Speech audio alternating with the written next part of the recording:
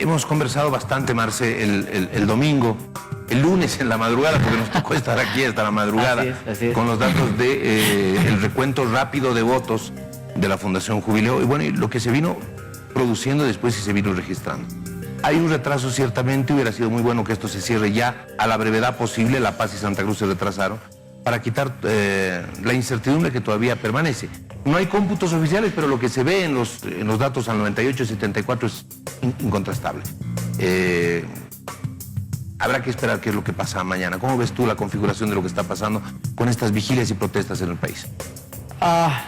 Es entendible en función de la decepción que tienen algunos grupos, especialmente movilizados desde el seno mismo de la sociedad civil, ¿no? Del ciudadano, que desgraciadamente por la falta de una estructura organizativa ha tenido que ceder esa organización a una élite político-partidaria desastrosa, anacrónica, agónica en el ámbito político. Ese es el costo, ¿no? Ese es el costo, claro. Cuesta para los ciudadanos comunes entender este elemento, pero no deja de ser un pataleo, simplemente. Los resultados están ahí, hay una imposibilidad de la existencia de un fraude, no hay fraude electoral, por varias razones que podrían ser enumeradas técnicamente. Más bien, creo que en vez de seguir ahí pataleando el derecho al zapateo, al pataleo, que por supuesto puede haber, creo que este sector opositor al movimiento al socialismo tiene que repensarse, reestructurarse muy pronto, muy pronto. Alguien decía, hoy día leí un meme muy gracioso, ¿no? Decía, no es el momento de encontrar culpables, ¿no? Firmado atentamente los culpables, claro, ¿no? Es decir, tiene que haber una reflexión muy profunda de este bloque opositor, porque la derrota, y por el 55%, no expresa un voto de amor únicamente.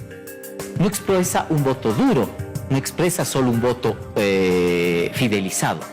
Expresa un voto castigo, expresa un voto censura, expresa un voto de decepción. Y yo creo que esos son elementos por demás importantes como para que se reflexione.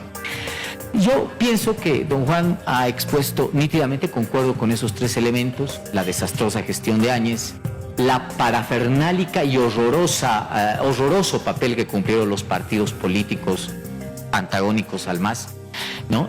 La floja campaña de Carlos Mesa, que esperó el voto útil, que creo que fue, por supuesto, una falta de lectura de coyuntura. Pero yo añadiría un problema más y un elemento central más.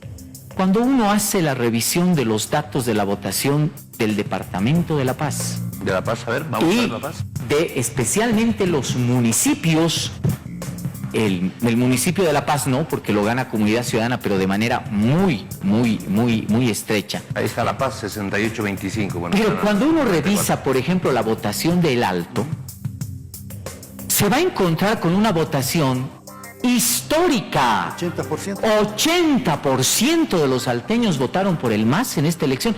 En la última elección, don Juan, solamente el 53% votó por Evo Morales, ¿no? En el Alto. Esta vez, en esta elección, te encuentras con un 80%, es decir, de cada 10 salteños, 8 votaron por el movimiento al socialismo. Yo creo que ahí hay un factor. Para ir acompañando con los sellos. Es el 80% según la revisión. Sí. El 80% votó. El 80% de los salteños votaron por ¿Tienes la desagregación del dato? No. Está bien interesante. Porque hay un 70 y tantos % de provincia, además. También, ¿no? Un 70% de provincia. Y yo creo, don Juan, que esa es una respuesta silenciosa a la propuesta regionalista de Camacho. Yo creo que fue un error político, lo he dicho acá, aunque algunos colegas analistas se equivocaron. Camacho se equivocó de elección. No era una elección de gobernador, no era una elección de alcalde. Cuando tú vas a una elección nacional tienes que ir con una clave nacional, con un discurso nacional, a competir a una elección nacional.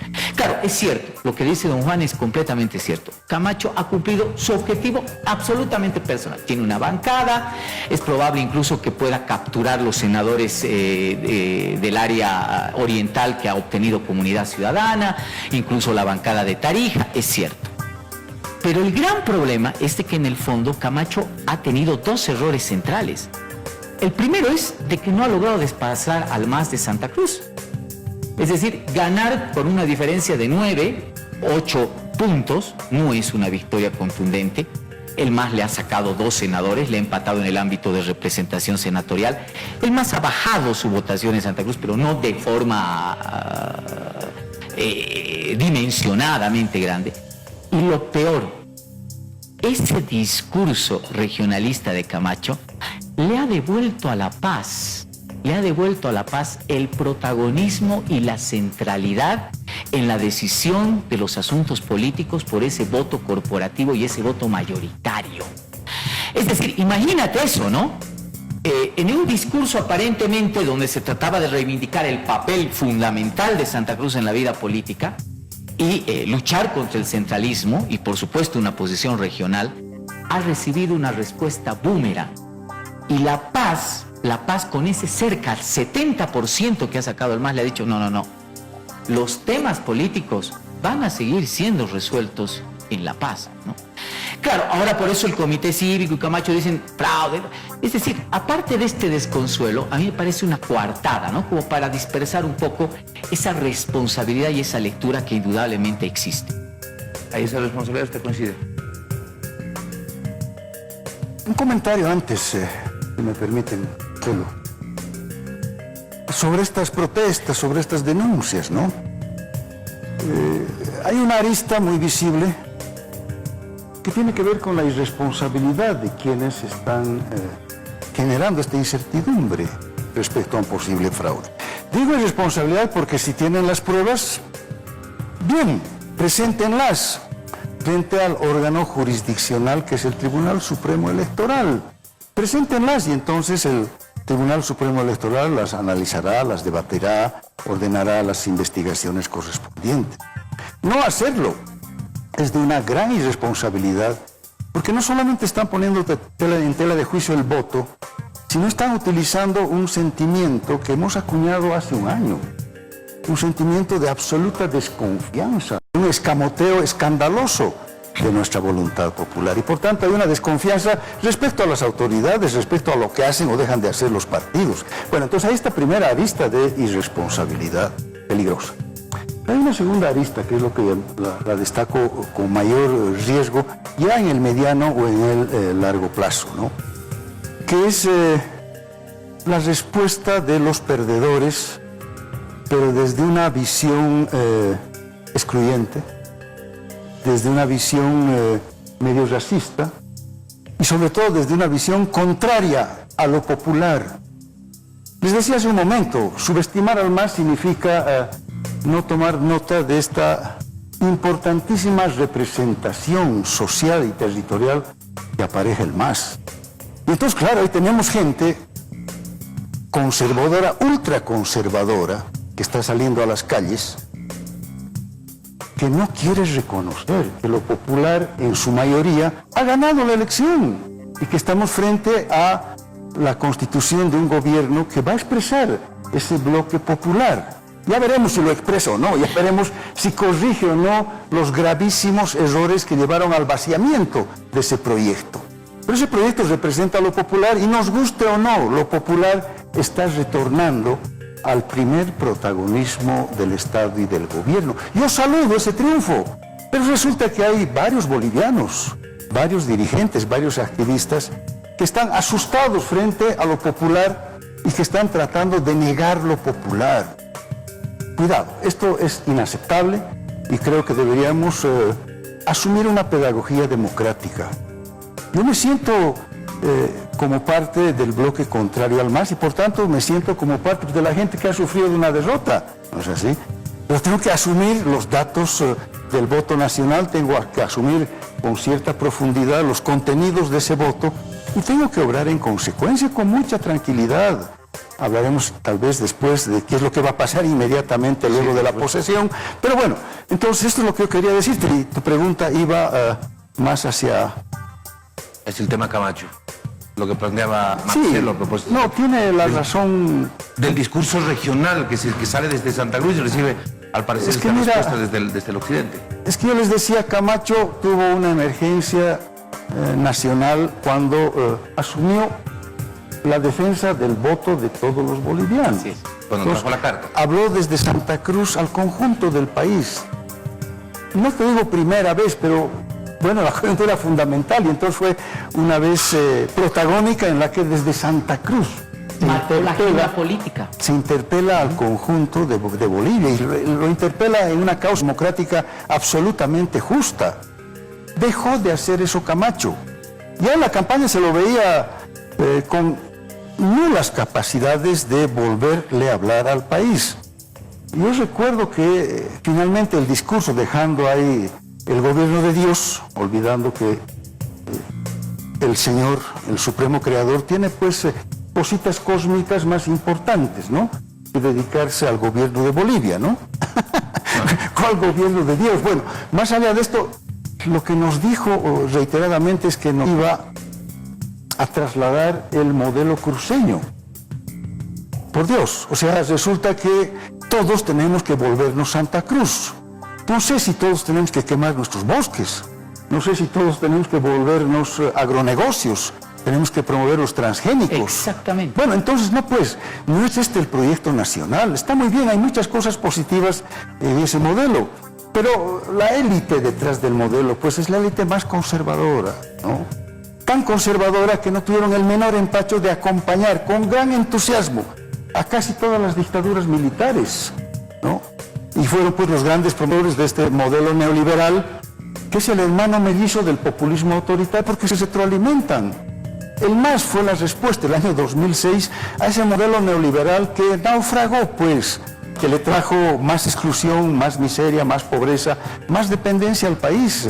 Ella estaba en las élites cruceñas. Bueno, entonces, claro, el discurso de Camacho es el discurso de esas élites que nunca han tenido la capacidad de hablarle al país. Y entonces Camacho enmudeció frente al país y ahí están las consecuencias, ¿no? Muy bien. Solamente una aclaración, por favor, que me parece muy importante lo que decía el doctor Juan del Granado.